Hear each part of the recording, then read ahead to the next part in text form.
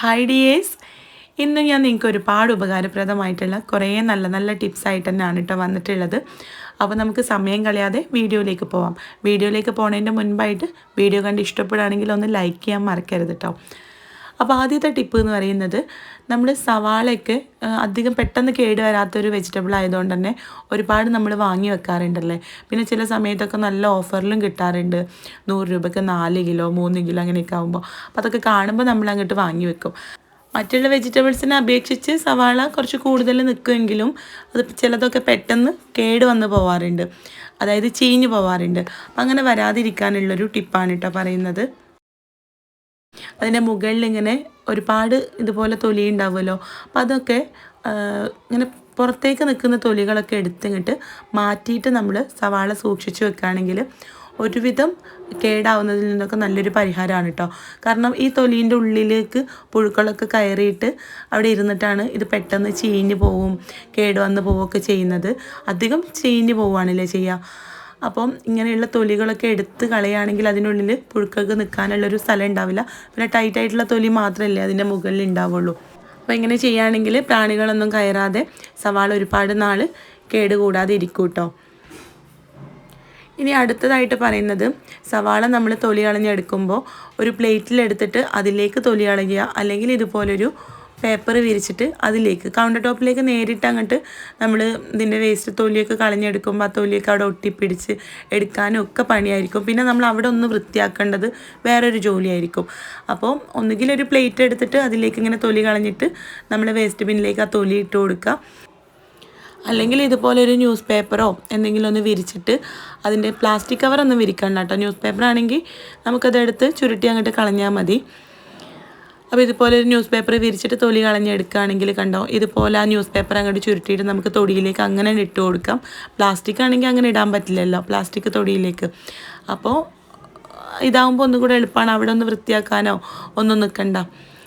ഇനി അടുത്തൊരു ടിപ്പ് എന്ന് പറയുന്നത്, മഴക്കാലമായി കഴിഞ്ഞാൽ നമ്മൾ യൂസ് ചെയ്യുന്ന ഷൂവിൻ്റെ ഉള്ളിൽ നല്ല സ്മെല്ല് ഉണ്ടാവില്ലേ. ഡെയിലി വാഷ് ചെയ്യാന്ന് പറയുമ്പോൾ ഭയങ്കര ബുദ്ധിമുട്ടാണ് അത് ഉണങ്ങി കിട്ടാനൊക്കെ. അപ്പോൾ ആ ഒരു സ്മെല്ല് പോയി കിട്ടാൻ വേണ്ടിയിട്ട് ഒരു ടിഷ്യൂ പേപ്പറിൽ കുറച്ച് ബേക്കിംഗ് സോഡ എടുത്തിട്ട് ഒന്ന് പൊതിഞ്ഞെടുക്കുക, എന്നിട്ട് നമ്മുടെ ഷൂവിൻ്റെ ഉള്ളിലേക്ക് വെച്ച് കൊടുത്താൽ മതി കേട്ടോ. ആ ഒരു സ്മെല്ല് പിറ്റേ ദിവസം നമ്മൾ എടുക്കുമ്പോഴേക്കും ആ സ്മെല്ലൊക്കെ പോയി കിട്ടും. പിന്നെ നല്ലൊരു മാർഗ്ഗമാണ് കേട്ടോ. കാരണം ആ ഒരു സ്മെല്ല് കാരണം നമുക്ക് അത് കഴുകാനും പറ്റില്ല, പിറ്റേന്നും പിന്നെ ആ സ്മെല്ല് കൊണ്ട് തന്നെ അത് ഉപയോഗിക്കണം. അപ്പോൾ വല്ലാത്തൊരു മുഷിപ്പായിരിക്കും അല്ലേ. അപ്പോൾ ഇനി ആ ഒരു സ്മെല്ല് പോകാൻ വേണ്ടിയിട്ട് ഇതുപോലെ ഒന്ന് ചെയ്ത് നോക്കാം കേട്ടോ. പിന്നെ നമ്മൾ റവയൊക്കെ വാങ്ങിച്ചു കഴിഞ്ഞാൽ അതിൽ പെട്ടെന്ന് പുഴുക്കൾ വരുമല്ലേ. ബാക്കിയുള്ള പൊടികളെയൊക്കെ അപേക്ഷിച്ച് റവയിൽ പെട്ടെന്ന് പുഴുക്കളും പ്രാണികളൊക്കെ വരാനുള്ള ചാൻസ് വളരെ കൂടുതലാണ്. അപ്പോൾ നമ്മൾ വാങ്ങി ഉടനെ തന്നെ, ഇനിയിപ്പോൾ റോസ്റ്റഡ് റവ എന്ന് പറഞ്ഞിട്ട് വാങ്ങിച്ചതാണെങ്കിലും സാധാരണ റവ എന്ന് പറഞ്ഞിട്ട് വാങ്ങിച്ചതാണെങ്കിലും, വാങ്ങി ഉടനെ തന്നെ ആ കവറിൽ നിന്ന് നേരിട്ട് ഒരു പാനിലേക്ക് വെച്ചിട്ട് പാനിലേക്ക് ഇട്ടിട്ട് നല്ല പോലെ ഒന്ന് വറുത്തെടുക്കുക. എന്നിട്ട് അത് തണുത്തതിന് ശേഷം നമ്മളിത് സൂക്ഷിച്ച് വെക്കുകയാണെങ്കിൽ അതിലേക്ക് പെട്ടെന്ന് പ്രാണികളോ പുഴുക്കളോ ഒന്നും വരില്ല കേട്ടോ. അപ്പോൾ ഇനി റവ വാങ്ങുമ്പോൾ അതിനിപ്പോൾ വറുത്തതാണെന്ന് വിചാരിച്ചിട്ട് വറുക്കാതിരിക്കണ്ട, ഒന്ന് ചൂടാക്കി വെക്കുക. നല്ല പോലെ ചൂടാക്കണം, കുറേ സമയം എടുത്തിട്ട് ഫ്രൈ ചെയ്യണമെന്നൊന്നുമില്ല, ജസ്റ്റ് ഒന്ന് ചൂടാക്കിയിട്ട് വെച്ചാലും മതി കേട്ടോ. ഞാൻ കഴിഞ്ഞ ടിപ്പിൽ വറ്റൽമുളക് ഇതുപോലെ ചൂടാക്കി വെക്കുന്നത് പറഞ്ഞിട്ടുണ്ടായിരുന്നു. അപ്പോൾ ഇതുപോലെ തന്നെ നമുക്ക് നമ്മുടെ വീട്ടിലുള്ള പയർ വർഗ്ഗങ്ങളില്ലേ, വൻപയർ, കടല, അതൊക്കെ ഇതുപോലെ, ചെറുപയറൊക്കെ ഇതുപോലെ കേടുകൂടാതിരിക്കാൻ ഒന്ന് ചൂടാക്കിയിട്ട് സൂക്ഷിച്ച് വെച്ചാൽ മതി കേട്ടോ. ഇനി അടുത്തൊരു ടിപ്പ് എന്ന് പറയുന്നത്, ഇഞ്ചിയൊക്കെ വളരെ പെട്ടെന്ന് തൊലി കളഞ്ഞെടുക്കാനുള്ളൊരു ടിപ്പാണ് കേട്ടോ. അപ്പോൾ നമ്മൾ കത്തിയുടെ മൂർച്ചയുള്ള ഭാഗം വെച്ചിട്ട് തൊലി കളഞ്ഞെടുക്കുമ്പോൾ ഇഞ്ചിയുടെ തൊലിയുടേക്കാളും പോണത് അതിൻ്റെ ആ ഒരു ഇഞ്ചി തന്നെ ആയിരിക്കും.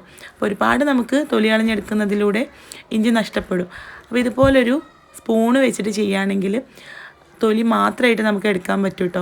പിന്നെ അതുപോലെ തന്നെ ഞാൻ കഴിഞ്ഞ വീഡിയോയിൽ വേറൊരു ടിപ്പ് കാണിച്ചിട്ടുണ്ടായിരുന്നു, കത്തിൻ്റെ മൂർച്ചയില്ലാത്ത ഭാഗമല്ലേ, അത് വെച്ചിട്ട് നമുക്ക് ചെയ്തെടുക്കാം കേട്ടോ. അങ്ങനെ ചെയ്യുമ്പോഴായിരിക്കും ഇതിനുള്ള ആ ഒരു ഇങ്ങനെ വളഞ്ഞിട്ടും ഇടയിൽ നിന്ന് വന്നിട്ടൊക്കെ ഉണ്ടാവില്ലേ, ഇഞ്ചി പല ഇതിലുണ്ടാവില്ല. അപ്പം അതിനുള്ളിലേക്കൊക്കെ നമുക്ക് ക്ലീൻ ചെയ്യാൻ ആ കത്തി കൊണ്ടായിരിക്കും ഒന്നുകൂടെ എളുപ്പം ഉണ്ടാവുക. സ്പൂൺ ഇങ്ങനെ എല്ലായിടത്തേക്കും കയറ്റുമ്പോൾ ബുദ്ധിമുട്ടായിരിക്കും. അപ്പോൾ അത് ഞാൻ ജസ്റ്റ് ഒന്ന് കാണിച്ചു തരാം. കണ്ടോ, കത്തിയുടെ മൂർച്ചയുള്ള ഭാഗം കൊണ്ടാണെങ്കിൽ അത് പെട്ടെന്ന് അങ്ങോട്ട് മുറിഞ്ഞു പോവുകയാണ് കേട്ടോ ചെയ്യുക, തൊലി പോണതിനേക്കാൾ സ്പീഡിൽ. അപ്പം മൂർച്ചയില്ലാത്ത ഭാഗം വെച്ചിട്ട് ഇതുപോലെ ചെയ്യുകയാണെങ്കിൽ ഒന്നുകൂടെ എളുപ്പത്തിൽ നമുക്ക് തൊലി മാത്രമായിട്ട് കളഞ്ഞെടുക്കാൻ പറ്റും. പിന്നെ കഴിഞ്ഞ വീഡിയോയിൽ ഞാൻ ഇഞ്ചി തൊലി കളഞ്ഞിട്ട് സൂക്ഷിച്ച് വെക്കുന്ന ഒരു രീതി കാണിച്ചിട്ടുണ്ടായിരുന്നു. നമ്മൾ സാധാരണ ഇഞ്ചി വെളുത്തുള്ളി പേസ്റ്റ് ആക്കിയിട്ടല്ലേ വെക്കുന്നത്. അപ്പം ഇഞ്ചി നമുക്ക് നല്ല ഫ്രഷായിട്ട് ചതച്ചെടുക്കണം എന്നുണ്ടെങ്കിൽ അപ്പം തന്നെ തൊലി കളയാൻ നിൽക്കണ്ട. തൊലി കളഞ്ഞിട്ട് ഒരു ഗ്ലാസ് ജാറിലോ അല്ലെങ്കിൽ ഒരു പ്ലാസ്റ്റിക് ബോട്ടിലോ കുറച്ച് വെള്ളം നിറച്ചിട്ട് അതിലേക്ക് ഇഞ്ചി ഇട്ടിട്ട് ഫ്രിഡ്ജിൽ വെക്കുക എന്നുള്ളത്. അപ്പോൾ ഇതും ഞാനിപ്പോൾ സവാളയുടെ തൊലി കളഞ്ഞ പോലെ പേപ്പറിലേക്ക് തൊലി കളഞ്ഞിട്ട് പേപ്പർ എടുത്ത് കളഞ്ഞാൽ മതിയല്ലോ. അപ്പോൾ അങ്ങനെ ചെയ്തതാണ് കേട്ടോ. അപ്പോൾ ഇങ്ങനെ ഒരു വീഡിയോ ഇട്ടപ്പോൾ കുറേ പേര് ചോദിച്ചു ഇഞ്ചി ചീഞ്ഞു പോകില്ലേ എന്ന്. നമ്മൾ ഫ്രിഡ്ജിൽ വെക്കുന്നതുകൊണ്ട് ഇഞ്ചിക്ക് ഒരു വ്യത്യാസം ഉണ്ടാവില്ല കേട്ടോ, ചീഞ്ഞു പോകുമൊന്നുമില്ല. അപ്പം ഇഞ്ചി നമുക്ക് ഫ്രഷായിട്ടൊക്കെ ഇപ്പോൾ ബീഫൊക്കെ വെക്കുമ്പോൾ എപ്പോഴും ഫ്രഷായിട്ട് നമ്മൾ ചെയ്യുന്നതാണ്. ഇഞ്ചി വെളുത്തുള്ളി പേസ്റ്റ് ഉണ്ടാക്കി വെക്കുന്നതിനേക്കാളും ഫ്രഷായിട്ട് എടുക്കുന്നതായിരിക്കും നല്ലത്, നല്ലൊരു ടേസ്റ്റിന് വേണ്ടിയിട്ട്. അപ്പോൾ ഇതുപോലെ ഇഞ്ചി സൂക്ഷിക്കുകയാണെങ്കിൽ നമുക്ക് എടുത്തിട്ട് ഫ്രഷായിട്ട് ചതച്ചെടുക്കാം. അടുത്തൊരു ടിപ്പ് എന്ന് പറയുന്നത്, നമ്മൾ മീനൊക്കെ പൊരിക്കുന്ന സമയത്ത് മീനിലേക്ക് ആദ്യം തന്നെ മസാലപ്പൊടികളും ഇതുപോലെ നാരങ്ങാനീരോ വിനാഗിരിയോ എന്തെങ്കിലും ചേർക്കുന്നുണ്ടെങ്കിൽ അത്, ഉപ്പ്, മസാലപ്പൊടികളൊക്കെ ചേർത്തിട്ട് നമ്മൾ ആദ്യം നല്ല പോലെ ഒന്ന് പുരട്ടി വെക്കുക. പിന്നെ എന്തെങ്കിലും പൗഡേഴ്സായിട്ട് ചേർക്കുന്നതൊക്കെ ആദ്യം തന്നെ പുരട്ടി വെക്കുക. എന്നിട്ട് ഒരു 10 മിനിറ്റ് കഴിഞ്ഞിട്ട് വേണം ഇഞ്ചി വെളുത്തുള്ളി പേസ്റ്റൊക്കെ ചേർക്കാൻ കേട്ടോ. ആദ്യം തന്നെ നമ്മൾ ഇഞ്ചി വെളുത്തുള്ളി പേസ്റ്റ് ചേർക്കുകയാണെങ്കിൽ നമ്മുടെ മീനിലേക്ക് നന്നായിട്ടാണ്ട് മസാല പിടിച്ച് കിട്ടില്ല. പൊടികളൊന്നും നന്നായിട്ട് അതിൻ്റെ ആ ഒരു വഴുവഴുപ്പ് കാരണം മസാലകൾ നേരെ പിടിച്ച് കിട്ടില്ല. അപ്പോൾ ആദ്യം ഒരു പൊടികളൊക്കെ ചേർത്ത് ഒരു 10 മിനിറ്റ് വെക്കുക. എന്നിട്ട് പൊരിക്കുന്നതിൻ്റെ തൊട്ട് മുമ്പായിട്ടോ അല്ലെങ്കിൽ ഒരു 10 മിനിറ്റ് കഴിഞ്ഞിട്ട് ഇഞ്ചി വെളുത്തുള്ളി പേസ്റ്റൊക്കെ ചേർത്ത് കൊടുക്കുക. നമ്മൾ ചുവന്നുള്ളിയൊക്കെ മീൻ പൊരിക്കുമ്പോൾ ചേർക്കുമ്പോൾ നല്ലൊരു ടേസ്റ്റാണല്ലോ. ചുവന്നുള്ളിക്കൊക്കെ നല്ല വഴുവഴുപ്പ് ഉണ്ടാവും. അപ്പോൾ അത് ഈ പൊടികളൊക്കെ ചേർത്തൊരു 10 മിനിറ്റ് കഴിഞ്ഞിട്ട് ചേർക്കുകയാണെങ്കിൽ മസാലയൊക്കെ നല്ല പോലെ പിടിച്ച് കിട്ടും കേട്ടോ. ആ ഒരു പൊടികളൊക്കെ ആദ്യം നല്ല പോലെ പിടിച്ച് കിട്ടും, അല്ലെങ്കിൽ അതിൻ്റെ ആ ഒരു വഴുവഴുപ്പ് കാരണം മസാല പിടിച്ച് കിട്ടില്ല. പിന്നെ മീൻ പൊരിക്കുന്ന സമയത്ത് 1 ടീസ്പൂൺ അരിപ്പൊടി ചേർക്കുകയാണെങ്കിൽ നല്ല പോലെ ക്രിസ്പി ആയിട്ട് കിട്ടും കേട്ടോ. അതാണ് ഞാൻ നേരത്തെ കാണിച്ചത് അരിപ്പൊടി ചേർക്കുന്നത്. സാധാരണ നമ്മൾ കോൺഫ്ലവർ ആണ് ചേർക്കൽ, പക്ഷേ അരിപ്പൊടി ആണെങ്കിൽ ഒന്നുകൂടെ ക്രിസ്പി ആയിട്ട് കിട്ടും. ചൂട് പോയാലും ക്രിസ്പിനെസ് ഉണ്ടാവും. കോൺഫ്ലവർ ആണെങ്കിൽ ആ ചൂടോടെയാണ് ക്രിസ്പിനെസ് ഉണ്ടാവുക. പിന്നെ പൊരിക്കുന്ന സമയത്ത് അടിയിൽ പിടിക്കാതിരിക്കാൻ വേണ്ടിയിട്ട് കറിവേപ്പില ഇടുന്നത് ഞാൻ കഴിഞ്ഞ വീഡിയോയിൽ കാണിച്ചിട്ടുണ്ടായിരുന്നു കേട്ടോ. അറിയാത്തവരുണ്ടെങ്കിൽ ഫോളോ ചെയ്യുക. പിന്നെ അടുത്തൊരു ടിപ്പ് എന്ന് പറയുന്നത്, വെളിച്ചെണ്ണ നമ്മൾ മില്ലിലൊക്കെ കൊപ്ര ആട്ടി കൊണ്ടുവന്ന ഉടനെ തന്നെ നല്ല പോലെ വെയിൽ കൊള്ളിക്കുക. ഒരു 2 മണിക്കൂറോളം വെയിൽ നല്ല പോലെ കൊള്ളിച്ചതിന് ശേഷം നമ്മൾ ബോട്ടിലൊക്കെ ആക്കി വെക്കുകയാണെങ്കിൽ ഒരുപാട് നാൾ കേടുകൂടാതെ ഇരിക്കും കേട്ടോ. പിന്നെ അടുത്തൊരു ടിപ്പ് എന്ന് പറയുന്നത്, ഇതുപോലൊരു പ്ലാസ്റ്റിക് ബോട്ടിൽ വെച്ചിട്ടുള്ളൊരു ടിപ്പാണ് കേട്ടോ. ഒരുപാട് പേർക്ക് അറിയുന്നത് തന്നെ ആയിരിക്കും. അപ്പോൾ ഇതുപോലെ പ്ലാസ്റ്റിക് ബോട്ടിലിൻ്റെ മുകൾ ഭാഗം കട്ട് ചെയ്തെടുത്തിട്ട് അതിൽ വെള്ളം നനവോ എന്തെങ്കിലും ഉണ്ടെങ്കിൽ അതൊക്കെ തുടച്ച് വൃത്തിയാക്കി എടുത്തിട്ട് നമ്മൾ വീട്ടിൽ ലിക്വിഡൊക്കെ ഒഴിക്കാൻ, അതായത് ഓയിൽ അല്ലെങ്കിൽ നമ്മുടെ ഡിഷ് വാഷ് ലിക്വിഡ്, പിന്നെ അല്ലെങ്കിൽ എന്തെങ്കിലും ഇപ്പോൾ നമ്മൾ വെള്ളം ആയിട്ടുള്ളപ്പോൾ കുപ്പിയിലേക്ക് ഇങ്ങനെ മാറ്റൂലേ വെള്ളമായിട്ടുള്ള സംഭവങ്ങൾ, ലിക്വിഡായിട്ടുള്ളത്. അപ്പോൾ അത് മാറ്റുന്ന സമയത്ത് ഒരു ഫണൽ പോലെ നമുക്കിത് യൂസ് ചെയ്യാം കേട്ടോ. ഫണൽ വീട്ടിലില്ലാത്തവർക്ക്, അല്ലെങ്കിൽ നമ്മൾ ഫണലൊക്കെ മണ്ണെണ്ണ എണ്ണയൊക്കെ ഒഴിക്കാൻ വേണ്ടി എടുത്തിട്ടുണ്ടെങ്കിൽ വേറെ വല്ലതും ഒഴിക്കാൻ വേണ്ടിയിട്ട് ഇതുപോലെ പ്ലാസ്റ്റിക് ബോട്ടിൽ മുറിച്ചിട്ട് ഫണൽ ഉണ്ടാക്കിയെടുക്കാം കേട്ടോ. ഇതിപ്പോൾ ഇത്രയും വായ്വട്ടം കുറഞ്ഞൊരു ബോട്ടിലേക്ക് ഞാനിപ്പോൾ നേരിട്ടാണ് ഒഴിക്കുന്നതെങ്കിൽ എന്തായാലും കുറച്ച് പുറത്ത് പോകുമല്ലേ. പക്ഷെ ഇങ്ങനെ ചെയ്യുകയാണെങ്കിൽ പുറത്ത് പോവാതെ നമുക്ക് നല്ല വൃത്തിയായിട്ട് തന്നെ ഓയിൽ ഒഴിച്ച് വെക്കാം. ഓയിൽ മാത്രമല്ല ലിക്വിഡായിട്ടുള്ള എല്ലാത്തിനും നമുക്ക് എടുക്കാം കേട്ടോ. പ്ലാസ്റ്റിക് ബോട്ടിൽ ഒരുപാട് ഉണ്ടാവുമല്ലോ, അപ്പോൾ ഓരോന്നിനും നമുക്ക് സെപ്പറേറ്റ് ആയിട്ട് വെക്കാനും പറ്റും. ഇനി അടുത്തൊരു ടിപ്പ് എന്ന് പറയുന്നത്, നമ്മൾ സോപ്പ് ലിക്വിഡ്, അതായത് ഡിഷ് വാഷ് ലിക്വിഡ് വാങ്ങിക്കുന്ന ബോട്ടിലിൻ്റെ അടപ്പില്ലേ, ഇതിപ്പോൾ സാധാരണ ഒരു പ്ലാസ്റ്റിക് ബോട്ടിലാണ് കേട്ടോ ഞാൻ ഈ ഓയിൽ എടുത്തത്. അപ്പോൾ ഇതുപോലെയുള്ള അടപ്പുകൾ ഉണ്ടെങ്കിൽ നല്ല പോലെ വൃത്തിയാക്കി എടുക്കുക.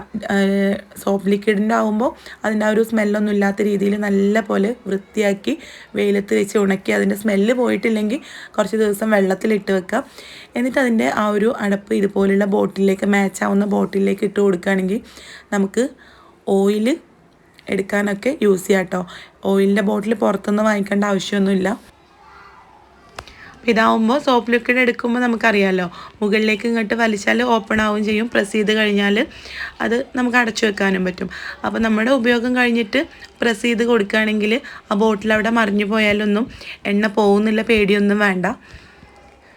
കണ്ടോ, ഇത് പ്രസ് ചെയ്ത് കൊടുത്തിട്ട് കണ്ടോ, ഇതിങ്ങനെ ഞാൻ കുത്തനെ കാണിച്ചു തരാം. താഴേക്ക് ഒരു തുള്ളി പോലും എണ്ണ പോവില്ല. അപ്പോൾ അതുകൊണ്ട് തന്നെ നമുക്ക് ധൈര്യമായിട്ട് യൂസ് ചെയ്യാൻ പറ്റുന്ന ഒരു ബോട്ടിലാണ് കേട്ടോ ഇങ്ങനെ ചെയ്യുകയാണെങ്കിൽ.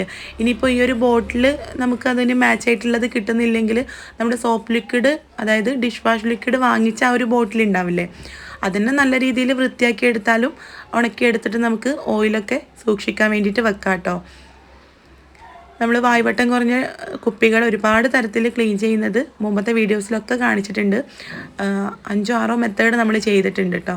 അപ്പോൾ അതുപോലെ ചെയ്യുകയാണെങ്കിൽ സോപ്പ് ലിക്വിഡിൻ്റെയൊക്കെ സ്മെല്ല് പെട്ടെന്ന് പോയിട്ട് പെട്ടെന്ന് തന്നെ അത് വൃത്തിയാക്കി എടുക്കാൻ പറ്റും. അപ്പോൾ അങ്ങനെ ചെയ്തിട്ട് നിങ്ങൾക്ക് ഓയിലൊക്കെ സൂക്ഷിക്കാൻ ഇതുപോലുള്ള ബോട്ടിൽ എടുക്കാം കേട്ടോ.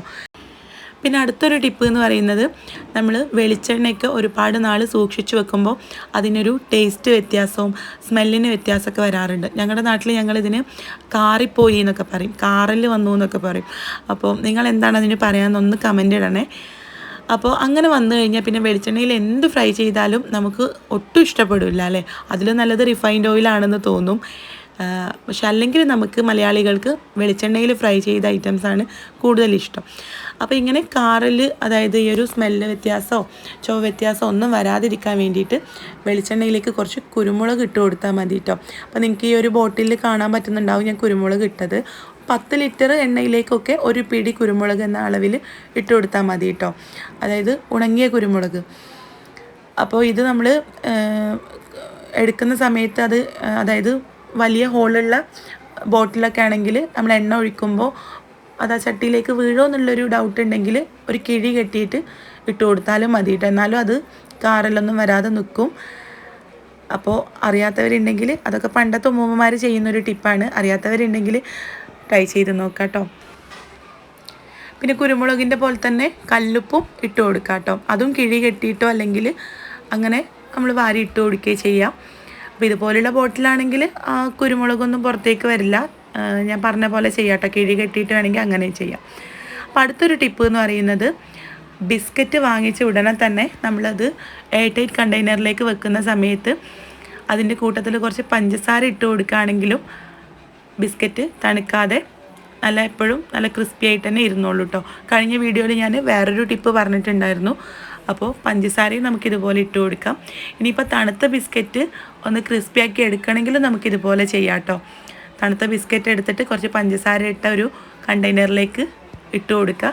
എന്നിട്ട് 2 ദിവസം അടച്ച് വെച്ചാൽ തണുത്ത ബിസ്ക്കറ്റ് ക്രിസ്പി ആയിട്ട് കിട്ടുകയും ചെയ്യും കേട്ടോ. അപ്പോൾ വാങ്ങിച്ച ഉടനെ തന്നെ ഇങ്ങനെ ചെയ്യുകയാണെങ്കിൽ പിന്നെ തണുക്കുമെന്നുള്ള ഒരു പേടി വേണ്ട. അപ്പോൾ ഇനി ബിസ്ക്കറ്റ് വാങ്ങിക്കുന്ന സമയത്ത് നമ്മൾ കഴിഞ്ഞ വീഡിയോയിൽ പറഞ്ഞ ടിപ്പോ അല്ലെങ്കിൽ ഇതോ ട്രൈ ചെയ്ത് നോക്കാം കേട്ടോ. അപ്പോൾ ഇന്ന് കാണിച്ച ടിപ്സിൽ ഏതെങ്കിലും ഒന്ന് നിങ്ങൾക്ക് ഉപകാരപ്രദമായി എന്ന് വിചാരിക്കുകയാണ്. ആയിട്ടുണ്ടെങ്കിൽ വീഡിയോ ഒന്ന് ലൈക്ക് ചെയ്യുക, നിങ്ങളുടെ ഫ്രണ്ട്സിന് ഷെയർ ചെയ്ത് കൊടുക്കുക. ചാനൽ സബ്സ്ക്രൈബ് ചെയ്യാതെ കാണുന്നവർ ഒന്ന് സബ്സ്ക്രൈബ് ചെയ്യുക. അപ്പോൾ നമുക്ക് അടുത്ത നല്ലൊരു വീഡിയോ ആയിട്ട് കാണാം. താങ്ക്